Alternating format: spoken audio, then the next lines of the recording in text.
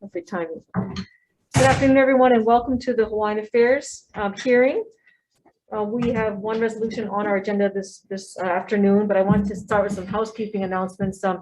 This meeting is being streamed live on YouTube. In the unlikely event that we have to abruptly end this hearing due to technical difficulties, the committee will reconvene to discuss any outstanding business. And this would be on Thursday, I think, yeah.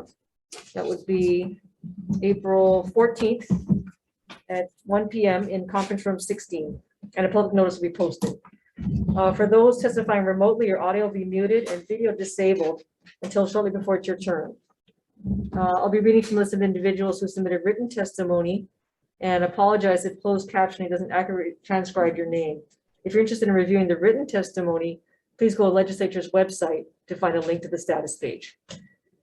So this afternoon we have SR 139, and this is we're going off a proposed Senate Draft 1. So we dramatically changed what was in the original draft for the purpose of having a hearing on some language that came to us later in the session after the deadline had passed that I thought was worthy of hearing.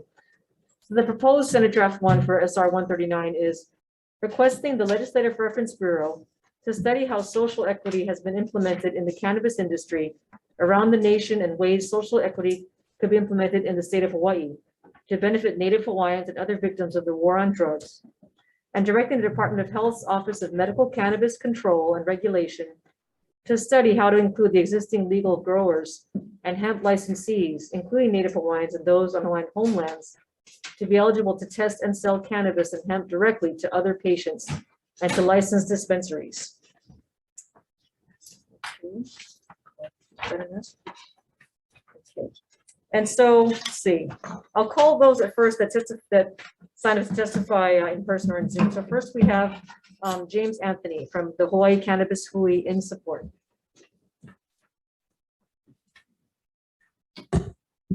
Good afternoon, Chair, Senators. So the Hawaii Cannabis Hui is a group of cannabis activists, some 329 growers,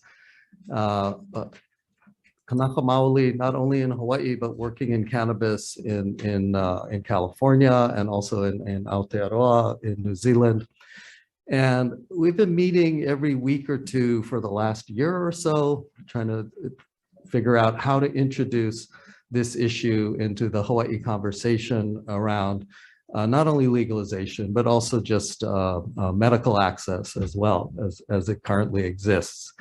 So we took advantage of the opportunity to gut and replace this resolution as much to begin this conversation, the social equity framework within which to discuss legalization.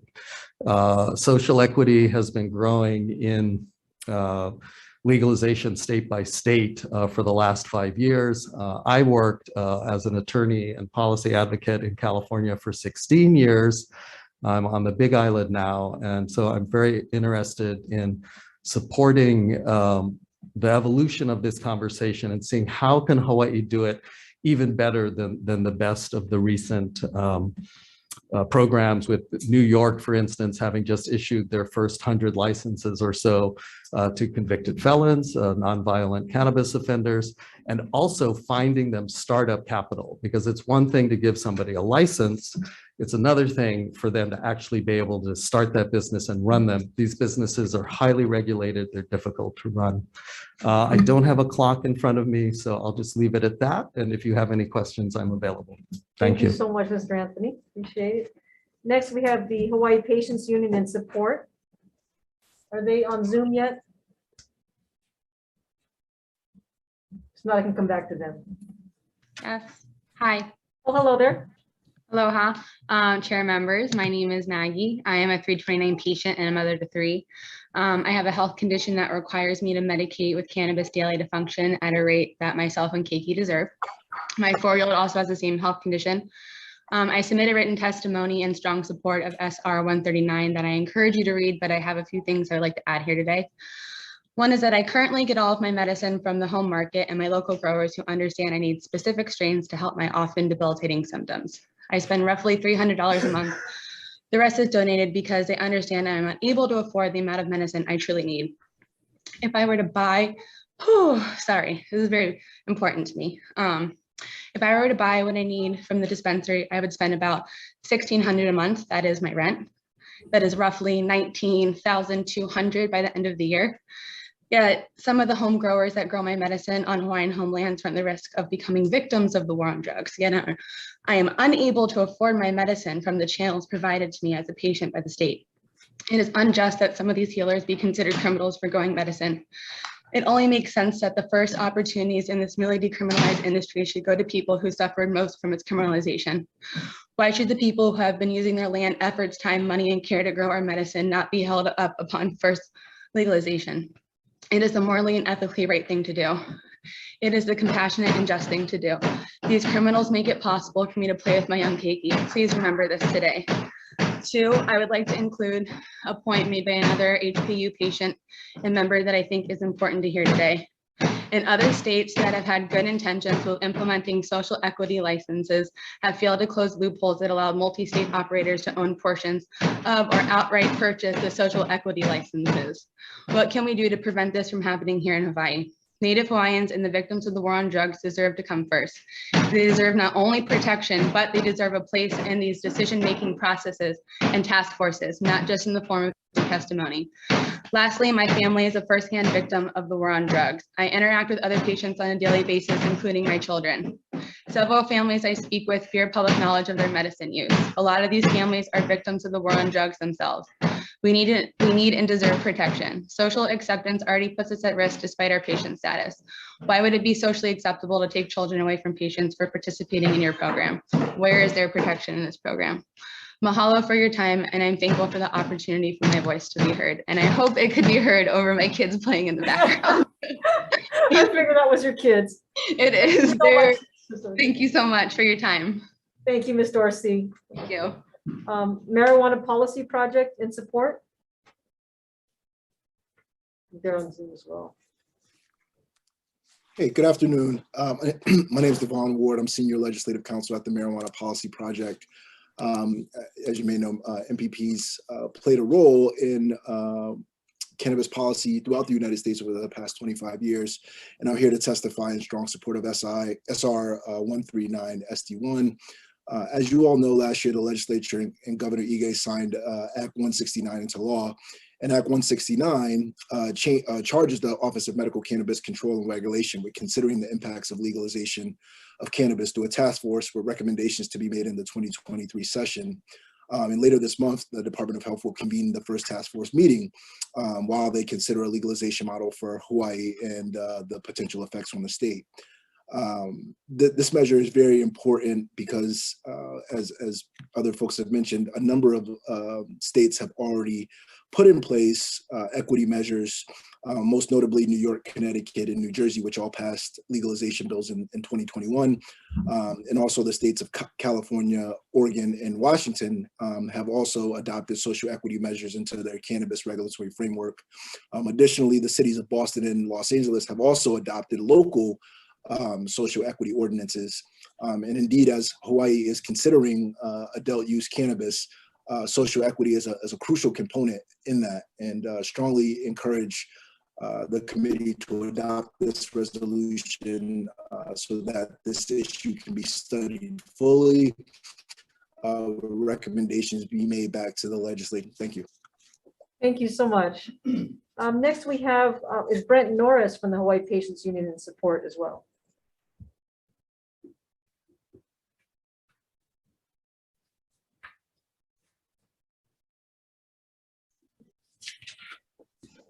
Thank you.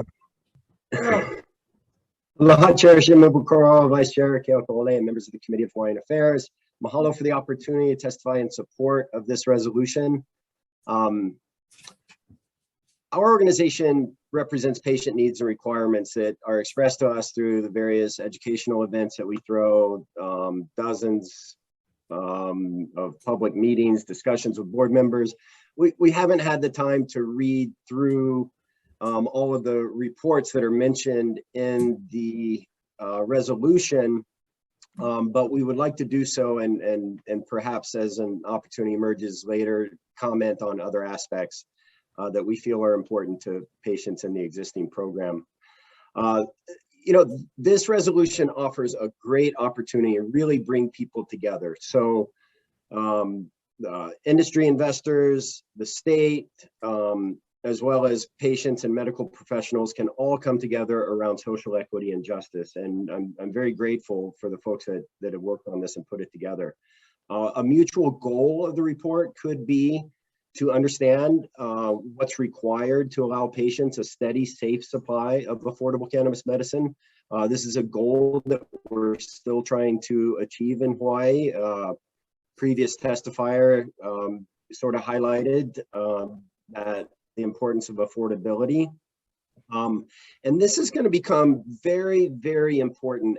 We're going to have additional pressures put onto the social equity and justice aspects of cannabis in Hawaii when an additional 200,000 residents come on board, seeing that we have decriminalized at some point in the next year, maybe 2 years.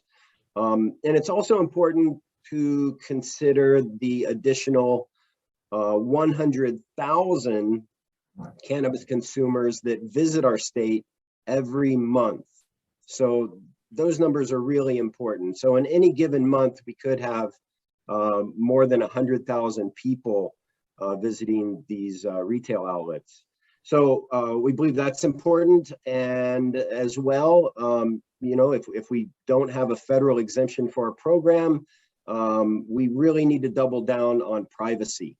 I was watching a story on the news where there was a Hawaii Travel Association, the state association, that was tracking visitors from the airport to sort of study their habits during COVID.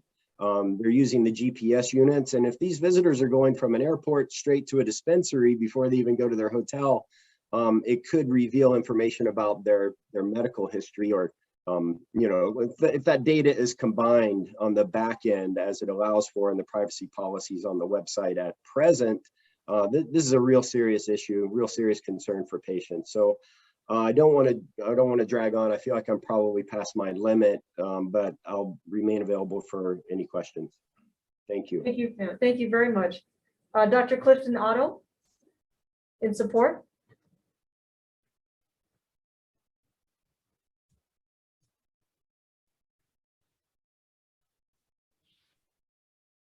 Hello.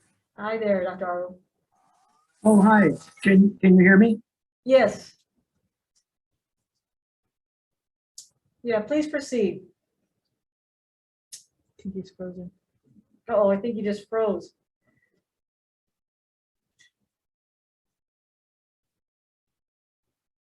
Okay, Dr. Otto, we'll come back to you. We've got others in portfolio. I'll try to maybe reboot your computer. Okay, next we have May Fui Maono Poi, FNB-BC in support. Is Mr. and Ms. Fui Maono Poi present? No, Chair, not present. Okay. Next we have the Hawaii Cannabis Hui Richard Ng in support. Is Mr. Richard Ng, I guess, Hawaii Cannabis Hui here? No. No, okay, it's not. Okay. Oh, Dr. Otto, okay, you gotta unmute. We can go back and unmute Dr. Otto, please. Can you hear me? Okay, yes, okay, sorry, start over, Dr. Otto. So I was just saying, I think that you need to consider the recent policy from the Department of Hawaiian Homelands on medical cannabis on Hawaiian homelands that was released this past November. They are saying that basically patients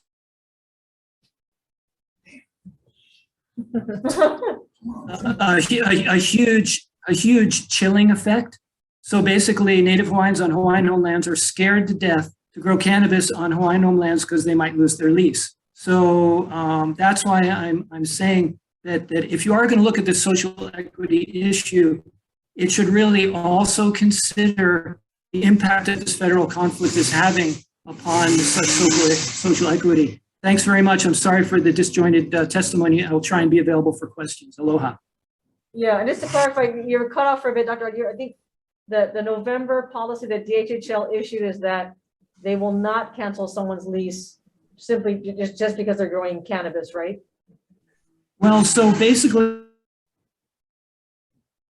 Oh, shoot, you're cutting, yeah, under state law, okay, yeah. but they will be violating federal law, which is scaring beneficiaries to death. They're afraid that they will lose their lease. That's right. Yeah, I think the policy says something like, we DHHL won't cancel their lease ourselves. However, we acknowledge that there's the federal thing that we don't control that. So yeah, I think I saw that policy. Thank you. Great. Thank you very much. You're welcome. Okay. Next, we have Alfred Medeiros in opposition.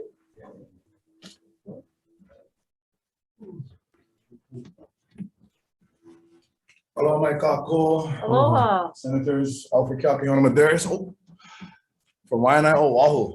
I am a Kanaka Maoli and I'm a cannabis farmer.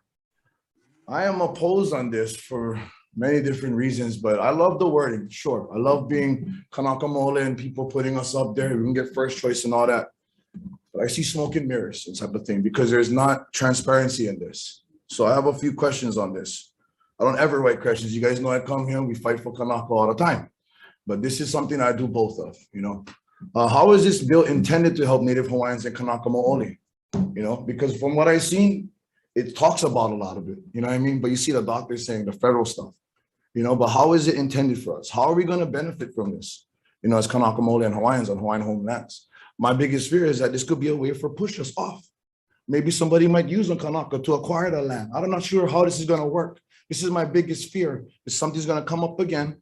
And then now we got to rally at the Capitol. We got to do other stuff, right? So my fear is on that. Second, how much Hawaiians have to have a blood quantum to be a part of this so-called program or this thing that's going to be developing, right?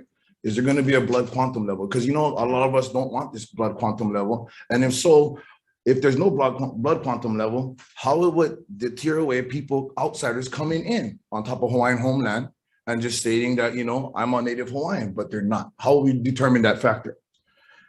Third question, how is this bill intended to help the small farmers, especially small Hawaiian local farmers? Because from what I'm hearing is everybody coming from outside. I don't see barely any Kanaka representation inside here. I see Malahini and Auli. That's not from here and don't live here, that have only been here for a short amount of time. The small farmers, the small farmers only grow about like one plant, 10 plants. Every 3 to 9 card, you're allowed 10 plants. So how is it going to help that small farmer? How are we, is there going to be a certain amount of cars that they need to stack up? Like one, for instance, is who cares why Lua? Let's talk about the 1,500 cars that one place is stacking up and they're using hemp cherry along with Aloha Green to acquire their patients. How I know this? Because my cousin went a couple of days ago. He looked online. They suggested go to hemp cherry. There's a doctor there that says, do you have a place to grow? Do you have a residence? He can't grow there. He said, I don't know how to grow. So let me give you a spot. And they've been doing this for a long time. So how are we going to stop that from happening to us? Because those kind of things is corporate. That's a corporate type of style. That's the things we've been trying to stop as Kanaka from coming in overdevelopment, right? Especially coming from Waianae. We love the beautiful pristine of our coastline. We don't want to see hotels on the coastline, but this will open the doors to many different things. The fourth question is, what is a definition of a small farmer by this resolution? Is it just 10 plants? Is it 100 plants? Is it 1,000 plants? Because you guys understand that the things are changing. Federal law might remove this from the Schedule 1 drug. It might be completely, but then it's going to go state by state. So how are we going to determine this thing for the benefit of the people, especially our people, Kanaka Maoli and Hawaiians, especially if we're talking about Hawaiian homelands? Because there's a lot of things that I need more transparency. Everybody does. I put this out to a bunch of people and they said, Al, because you are part of the cannabis thing and you're Kanaka, please go. We're very concerned on this. You guys understand. I was one of the organizers of the Hawaii Cannabis Expo. I was the MC. I did a lot of different things in the cannabis industry. I sat in stores to provide CBD for people while I knew it was illegal at the time, risking my life to get arrested. I know the whole law of this thing. I did 14 years in the system, so I feel compassion for the people that got busted for growing cannabis. I feel it. My opposition is because it's not stated clearly. As a Kanaka Maoli, You guys are stating it big, bold letters. This is very frightening to me because what I don't see is what I'm worried about. You know, it's not stated, so there could be stuff underlined. When you search for this SR 139 on top of the site, it leads you to something else. People get turned away because it says something else on top of there. So you got to click to the right. If you're unaware of how the process works, you got to click to the right. You come here, there's nothing posted on the bulletin. Everything was hidden. My concern is why is it under a rug? Why is it not out there for the people? Why is it not talked about? Where is this weekly meeting? Address us. Yeah, address us. Yeah, I don't live on Moko Keawe. I live here, right? Okay, so if you want to reach out to Kanaka Maoli, reach out to the small farmers. You only reach out to 10 people. I know this, I watch. Okay, so you're talking to them, never mind. I want to get into this. We can talk later. Summarize. But you guys gotta understand, I'm opposed because I need more clarification. You know, every person on top of this screen, I haven't seen one Kanaka yet. But you guys want to talk about, I don't even know if they're living in Ohio, California. We cannot follow the same program that California did. We cannot follow what Washington, Colorado did because they're failing. Small farmers are failing, you know? So the only way we can do this is together. Regardless of how I think, I'm not opposed against anybody in the cannabis industry because it's a community. We won't see eye to eye. I don't like the cookies thing. I don't like dispensaries. But that's my decision. I support local small farmers in every sense, from kalo, from everything, right? So, I mean, if this thing's going to implicate for cannabis, how can we help the other farmers too of the Native Hawaiian community, right? So there's going to be other things going to rise from this. So my thing is more of a clarification. I need to see things more clearly and show us everybody else. We need transparency in this. So mahalo for you guys' time. Sorry if my emotions come up this way. This is very, very important to us. You guys understand what's happening within our Hawaiian community. A lot of things, a lot of issues. Fighting for Wailupe, we're fighting for Kauai, Koloa right now. There's so many things happening. So understand that it's from the heart and there's nothing to anybody out there that's with it because I know that we can work together. That's what cannabis does. Thank Mahalo. you so much, Mr. Medeiros, for making the journey out. Okay, I think I saw someone else come up on Zoom. Was there someone else that wanted to testify on Zoom? Yes, please identify yourself and proceed. Hello, my name is Richard Ng, and I'm with the Hawaii yes. Cannabis Hui. I apologize, I had submitted a testimony to speak in person, but I'm not there.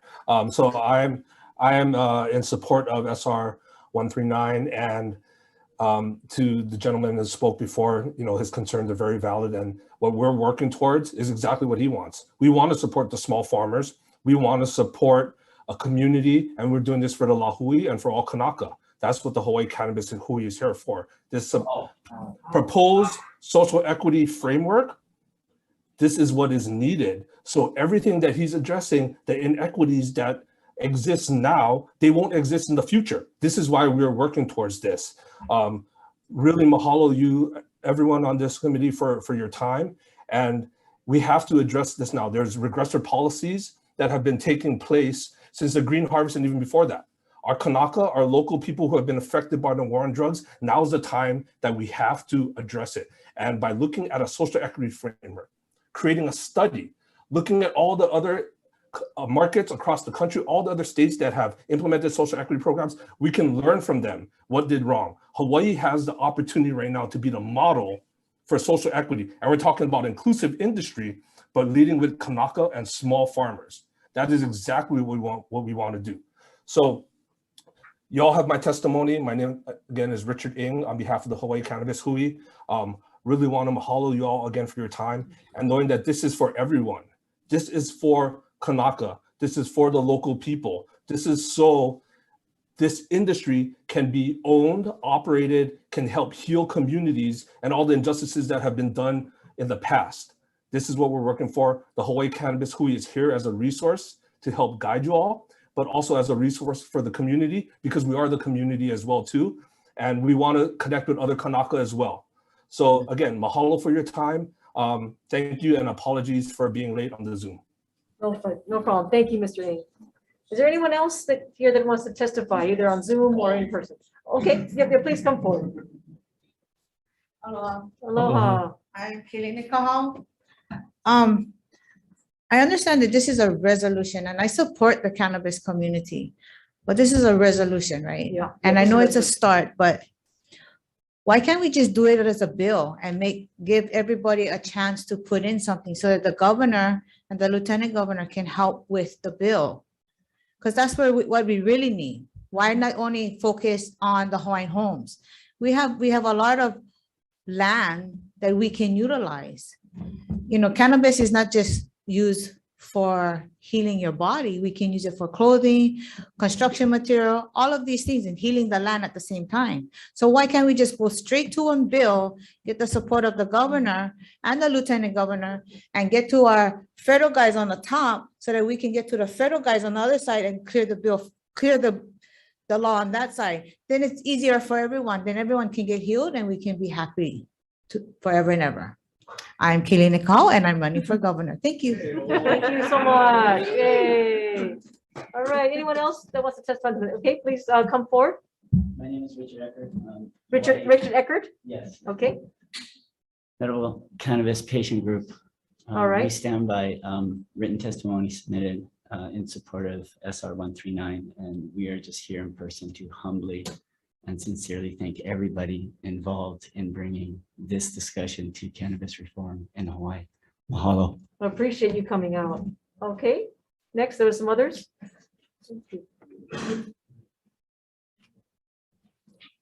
Hello, my name is Inoka Shane Bingo. At the moment, I'm opposed to this bill just because the wording is so vague. If you guys could be more specific or do as Judge Kahal said and open it up to a bill and more discussion from the community, that would be one thing. But as far as it's going so far, it just seems like a lot of corporate involvement, a lot of side underground things, and it wasn't open to us in a viable way. So if we could continue, defer, or something to involve the community more, that would be really helpful. Thank you. Mahalo. Anyone else? Okay, yes, thank you. I think you guys state your name and then your position where you support or oppose and then testimony. My name is Erlen Bird. I oppose. I'm a former Care Wailua farmer, and I'm opposed to it because of its transparency currently. I understand that using these words, Kanakamoli, Hawaiian homelands, I just think there wasn't really good implication to using any of that, seeing that we are in a state of crisis with Red Hill, the water, the military. So we have all these crises happening. How is this being pushed? You know, how is this farm allowed to do what they're doing? And I mean, I was just one manipulative employee. That's it. You know, but I oppose, and I don't stand with this. Thank you. Thank you so much. Anyone else? Okay, yes.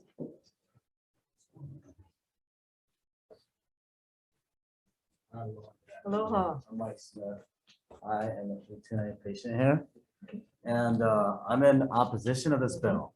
It does seem super vague. As a resident here for 8 years now, learning about what happened, you know, in places like Bernice Bishop Museum, I understand the pain that's going on. So it doesn't take a rocket scientist to be able to look at this and ask the real question. How is this really helping the Hawaiian people? It almost seems like it's a front and a cover for other things. There's no description in it. And I like the point that Mr. Medeiros brought up about how does it help the small farmer? What constitutes that small farmer? Right? I think this needs to be brought back up and changed where we're getting more into specifics. Again, I haven't been here that long. I'm not a college graduate, but I can see this and I can see some evil things happening. I can see how one person, a Hawaiian, could get bought out for just some land for some money. And I could see how that could come as a cloak, flying under the radar of the government, saying it's Hawaiian people under Hawaiian land, selling directly to the dispensaries to do what? Turn around and rip off the Hawaiian med patients? I think there needs to be much more defined on this. State your name again, please. My name is Mike Smith. Mike Smith. Yes, please. Thank you for your time. Thank you so much. Okay, anyone else? Okay. Okay, if that's all for the testimony, we also have written, which you can access on the website. So members, any questions? I can start if you need. With just Mr. Anthony. Yes. I think, you know, it came to our attention, actually to one of our committee members, Senator Ihara, that when you ask the LRB to do a study and a resolution, it needs to typically be a concurrent resolution. And because this is just an SR, this is not a concurrent, it's just for the Senate. So I had mentioned to you earlier this issue. And so do you have any other body in mind that could conduct the study if in place of LRB, given that? Well, so if we're going to go outside to the kind non-governmental bodies, there is a nonprofit that's been involved in drug policy reform for a long time, including helping to develop the medical cannabis program. Even before the dispensaries, they were medical patient activists. It's a Drug Policy Forum, Hawaii. Okay. Their current executive director, I think, is a gentleman named Nikos Leverenz, Leverenz, first name Nikos, I think. Okay. I was talking to Nikos about the possibility of doing this kind of report, including, reaching out to the community and including all voices. And he said that, yeah, the organization would have the bandwidth to do that. Okay, wonderful. And I guess just briefly, if you wanted to say anything in response to the concerns that were raised by some of the live testifiers just now, is there anything you want to respond?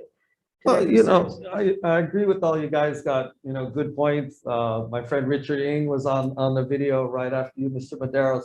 I'm happy to hang out with you guys outside, or we can go upstairs, take off our masks, because that's what we need. That's what the whole point of this thing is, to start the conversation, bring everybody inside, talk it over, because I guarantee you, I was in California for 16 years doing cannabis law and policy, from the medical days through legalization. Legalization was not pretty, and it was very, very hard on the African-American population, the Latino population, all the small farmers, all wiped out. In the medical days, had lots of small, medium, large. Now it's all large. Everybody else had to go underground. So we're talking about how to avoid that. And absolutely, we need you guys' voices. We need Y&I, we need all that. So we're gonna talk. Thank you, Senator. Very good, very good. And I guess there's one last question, Mr. Anthony. I mean, so you practice law in California about cannabis, but do you have roots in Hawaii? Oh, yeah. I'm sorry. I'm James Anthony. I was born in Manoa. My mother is from Hilo. She taught Hawaiian language at UH Hilo. Daniel Anthony is my oldest nephew. Tom Anthony is my oldest brother. I don't know. Olakain Lilikala is my stepmother. So yeah. Very good. A little bit. Very Thank good. you. Important. Thank you for pointing out. Any other questions? Okay, seeing none, then I think I'm ready to make a decision. And so I want to recommend that we pass this with amendments, and want to replace the LRB in this with the Drug Policy Forum Hawaii, as we discussed.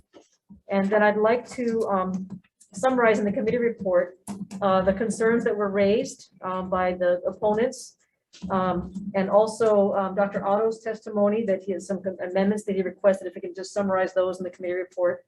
And that's pretty much it. I have some language I'll send over to you, Alex, about substituting Drug Policy Forum. Any discussions or concerns? Okay, seeing none, Vice Chair, please. Members voting on SR 139, the recommendation is to pass with amendments. Chair Shimabukuro. Aye. Vice Chair goes aye. Senator Ocasio. Aye. Senator Ihara is excused. Senator Favela is excused. Recommendation adopted. Thank you so much. We are adjourned.